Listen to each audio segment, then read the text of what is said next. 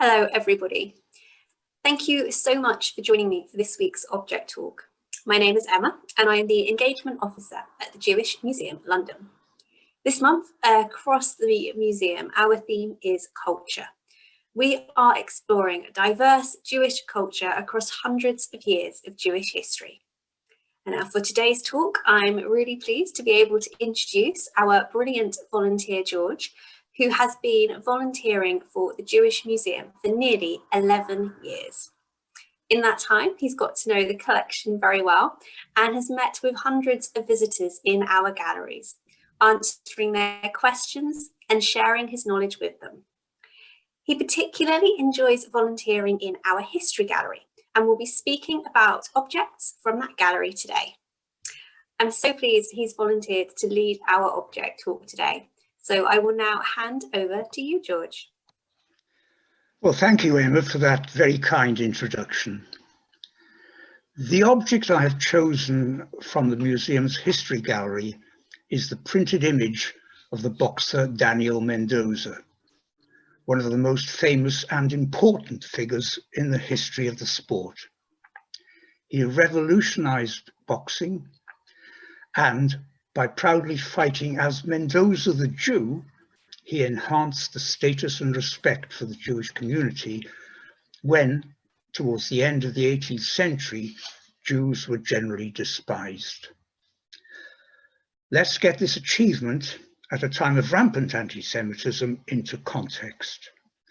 In 1753, 11 years before Mendoza's birth, the Jewish Naturalization Act, obviously allowing Jewish naturalization, caused public outrage and was, along with the Jewish community itself, vilified in the press and pamphlets.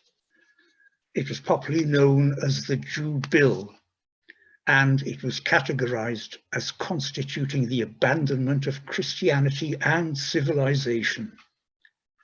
Within 6 months, it was repealed. At least, however, at that time, it can be said that unlike in continental Europe, Jews were rarely subjected to violence. By then, Jews had spread throughout the country and had become a familiar part of society. There were really two classes of Jews. Most were poor and earned their living as peddlers, low-level artisans, and some had even become shopkeepers. Most of this community were Ashkenazis. Inevitably, a few were small-time crooks who were enthusiastically prosecuted and pilloried. The community, as I said, was generally despised and mocked. In 1785, the famous artist and cartoonist Thomas Rowlandson circulated this etching entitled "Too Many for a Jew," showing children tormenting and stealing from a Jewish peddler. One of many such prints by him and others. See also the figure of a second-hand clothes dealer, which was traditionally a Jewish occupation. However, where money could be made, there were sympathetic portrayals, as in the two exotic, attractive young peddlers from the Royal Crown Derby pottery. Of course, there was also the other, much smaller class of wealthy, successful Jews, mostly merchants or city financiers, generally, but certainly not exclusively, Sephardis, originating from the Netherlands and, of course, before that from Spain and Portugal, as was Daniel Mendoza's origin. Many bought grand houses and even country estates. They lived like English high society and were respected, but not liked. For example, the merchant Naphtali Franks engaged England's foremost and most fashionable portrait painter Thomas Hudson for portraits of him and his wife Phila. However, even baptism did not allow you to escape anti-Semitism. Mendoza's older contemporary, Johann, or known as John Salomon, was born into a musical Jewish family in Bonn, coincidentally in the same house in which Beethoven was born 25 years later. His father thought it expedient to have him baptized. He came to London and performed successfully as a violinist, conductor, and composer. And he became London's preeminent musical impresario and promoter. He brought the composer Haydn to London twice, making both of them rich.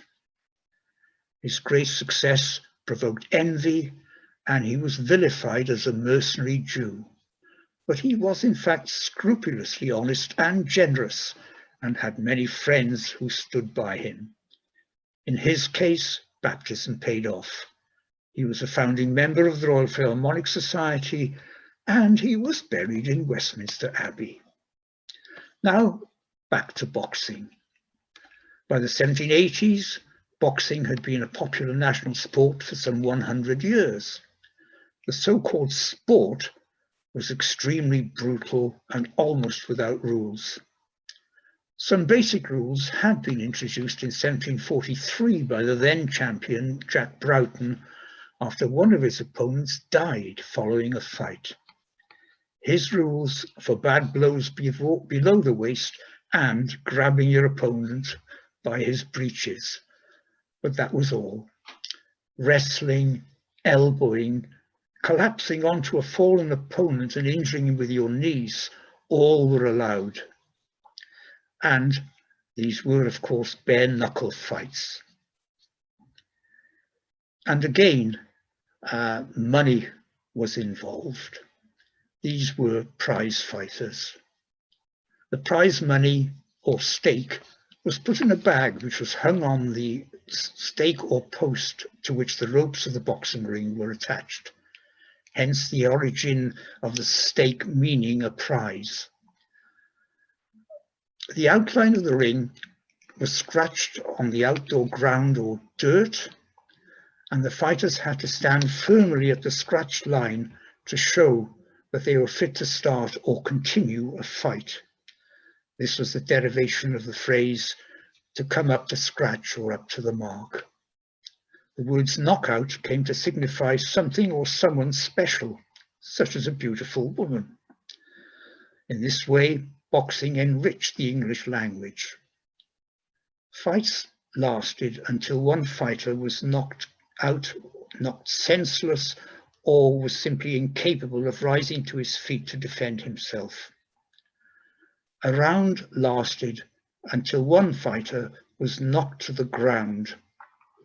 Therefore, rounds could last a very long time. A fighter was allowed 30 seconds in which to recover and start the next round. The fighters just slugged it out, exchanging heavy blows with no evasive action. So this was the crude, violent world of boxing, or rather fighting, until along came Daniel Mendoza. He was only 5'7" tall and weighed 11.5 stone, that's 160 pounds or 73 kilos. Throughout his career, he always had to fight bigger, heavier, taller men. He was in fact the smallest heavyweight champion of all time, but his image shows that he was muscular and strong. He was able to keep winning because he introduced a revolutionary concept: boxing as opposed to just slugging or battering. He was quick, agile, could duck and feint while raining powerful blows, and then a novelty, straight jabs to the face, until he was able to knock out his battered, exhausted opponents. In 1789, he published his textbook, The Art of Boxing, which became a bestseller throughout Europe and America. Now, some tried to denigrate his new style as cowardly or Jewish, but as he continued to knock out bigger men, and as his style was adopted by others, he became a hero, immensely popular, and, as I said, fighting proudly as Mendoza the Jew, a cult figure. Jews who had been regarded as a poor, weak, cowardly race gained acceptance, status and recognition as a worthwhile, proud community by many, but of course by no means all. Mendoza was educated in a Jewish school, and at 13, after his bar mitzvah, he was appointed apprentice to a glazier. He refused to tolerate racial slurs and was dismissed when he beat up his master's bigger, older son who had tried to bully and insult him.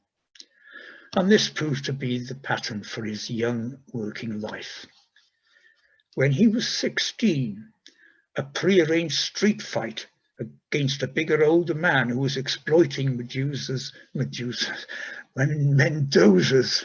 then aged employer was witnessed by the champion boxer Richard Humphreys. Realizing a financial opportunity, Humphreys introduced Mendoza to the world of professional bare-knuckle boxing and became his manager and second. By the age of 20, Mendoza had a long string of victories, including a fight against Harry the Coal Heaver, which lasted an incredible 118 rounds before he knocked out his much bigger opponent. Age 23, in 1787, in a famous fight, he beat Sam Martin, the Bath butcher. He was escorted home by a cheering crowd, waving flaming torches and lustily singing "Hail the Conquering Hero," which of course was Handel's great triumphal chorus for Judas Maccabeus. How appropriate. By then, Mendoza's fights were being reported in all the newspapers, including even the Times. They even knocked the storming of the Bastille off the headlines. Some of his fights attracted crowds of over 10,000, and these included the aristocracy and royalty in the person of the Prince of Wales, who, after the fight with Sam Martin, increased Mendoza's winnings by a gift reputed to be the massive then sum of £500. And he also became Mendoza's mentor. King George III received him at Windsor Castle. Unheard of honours for a Jew at that time and for the Jewish community. One consequence was that Richard Humphreys became bitter and envious. This resulted in a series of grudge fights, very good for business and hyped up by both, with insults avidly reported in the press. As you get in modern times, nothing new. Of course, there were no photographs then, but artists cashed in with drawings, engravings, printed images of the fighters and their bouts. As you can see from a print, in one fight, Mendoza was prevented from landing a knockout blow after he had Humphreys at his mercy by Humphreys' second jumping between them. Mendoza claimed victory on a foul, but this was disallowed. Unfortunately, Mendoza then slipped on the wet floorboards and sprained his ankle so badly that he could not move, and Humphreys was awarded the fight. Mendoza got his revenge in the rematch, knocking out Humphreys in the 65th round, and again in their final fight after 72 rounds. A print shows this knockout. Beating all and sundry, Mendoza became undisputed heavyweight champion of England and the world in 1792. He put on lucrative boxing exhibitions in London theatres and in tours throughout England and Ireland, while also defeating all challengers. He set up a boxing academy in London, and his fame and popularity, as I've indicated, were widely exploited. His image apart from prints, was even engraved on drinking glasses and, for example, on this jug, picturing one of his fights with Humphreys. You can see from his portrait that he took pride in his appearance and wore his hair long and stylishly cut. Unfortunately, this contributed to his eventual downfall. He lost his crown at the age of 31 after more than 40 exhausting fights to gentleman John Jackson, who was much younger, was 6 foot tall and weighed nearly 15 stone. Significantly, Jackson had a shaven head, and he won in a controversial manner. With his left hand, he grabbed the hair at the back of Mendoza's head, held this in a firm grip so that Mendoza could not move his head, and with his right fist, he smashed repeated blows into Mendoza's face until he was knocked unconscious and allowed to collapse to the ground. Even though he could not see clearly, Mendoza bravely got up for the next round, but was unable to continue. His claim for a foul was again disallowed. Mendoza's life then went downhill. He had a wife and eventually 11 children to support. He tried a number of business ventures, and in 1816 he published his memoirs. He also continued to fight. Aged 42, he beat the bigger Harry Lee over 53 rounds. His last fight was the day before his 56th birthday. He was knocked out in the 12th round. Unfortunately, he proved to be a poor businessman and hopeless with money. His businesses failed, and he had 2 spells in debtor's prison, from which he was rescued by friends. For some years, he was landlord of the Admiral Nelson pub. He died in poverty at the age of 72. However, his fame lives on, and he has left us with a little-known modern legacy. He was the great-great-great-great-great-grandfather of the actor Peter Sellers. Emma, that's my account of the great Daniel Mendoza. Thank you. Thank you so much, George, for such a brilliant object talk. Daniel Mendoza was an incredible man, and it's so interesting to be able to find out more about his story. Thank you so much to everybody for joining us and for watching this week's Object Talk. Do join us again next week for the last of our February Object Talks on the theme of culture. We will see you there.